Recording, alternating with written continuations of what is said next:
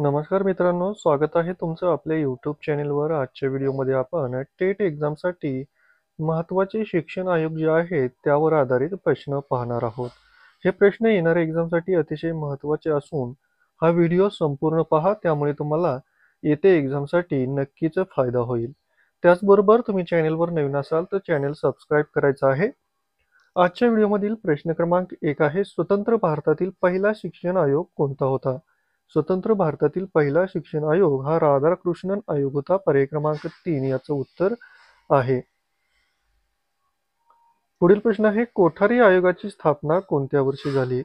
कोठारी आयोगाची स्थापना ही 1964 साली झाली. पर्याय क्रमांक 2 याचं उत्तर होईल. पुढील प्रश्न आहे, कोठारी आयोगाचा प्रमुख उद्देश काय होता? कोठारी आयोगाचा प्रमुख उद्देश हा सर्वांगीण शैक्षणिक धोरण तयार करणे होता. पर्याय क्रमांक 3 याचं उत्तर होईल. पुढील प्रश्न आहे, शिक्षण हे राष्ट्रीय विकासाचे प्रमुख साधन आहे हे विधान कोणत्या आयोगाने म्हटले? शिक्षण हे राष्ट्रीय विकासाचे प्रमुख साधन आहे हे विधान कोणत्या आयोगाने म्हटले?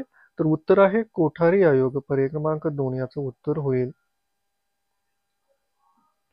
पुढील प्रश्न आहे, राधाकृष्णन आयोगाचे प्रमुख लक्ष कोणत्या शिक्षणावर होते? राधाकृष्णन आयोगाचे प्रमुख लक्ष हे उच्च शिक्षणावर होते. पर्याय क्रमांक 3 याचं उत्तर होईल. नेक्स्ट क्वेश्चन आहे, मुदलियार आयोगाची स्थापना कोणत्या शिक्षण पातळीचा अभ्यास करण्यासाठी झाली? मुदलियार आयोगाची स्थापना कोणत्या शिक्षण पातळीचा अभ्यास करण्यासाठी झाली होती? उत्तर आहे माध्यमिक शिक्षण. पर्याय क्रमांक 2. मुदलियार आयोगाची स्थापना ही माध्यमिक शिक्षण पातळीचा अभ्यास करण्यासाठी झाली होती.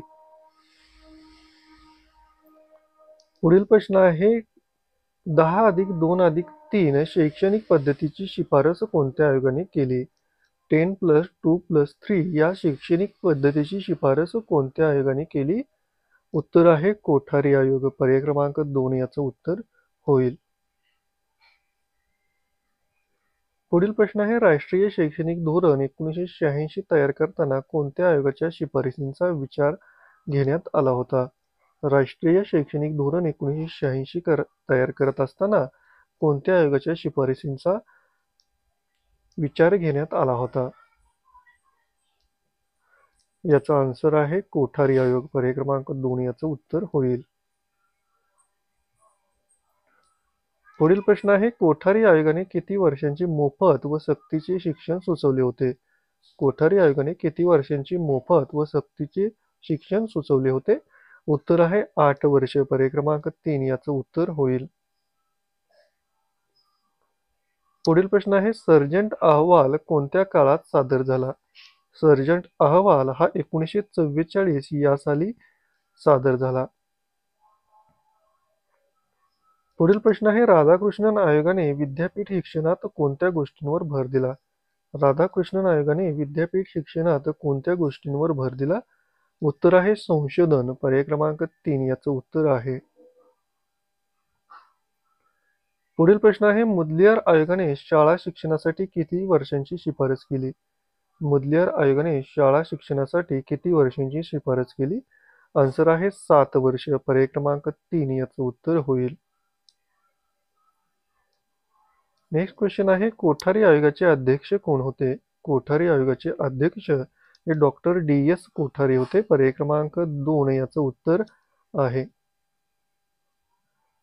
नेक्स्ट क्वेश्चन आहे, कोठारी आयोगाने शिक्षण व्यवस्थेसाठी कोणता दृष्टिकोन सुचवला? कोठारी आयोगाने शिक्षण व्यवस्थेसाठी कोणता दृष्टिकोन सुचवला? उत्तर आहे एकात्मिक दृष्टिकोन. पर्याय क्रमांक 3 याचं उत्तर होईल.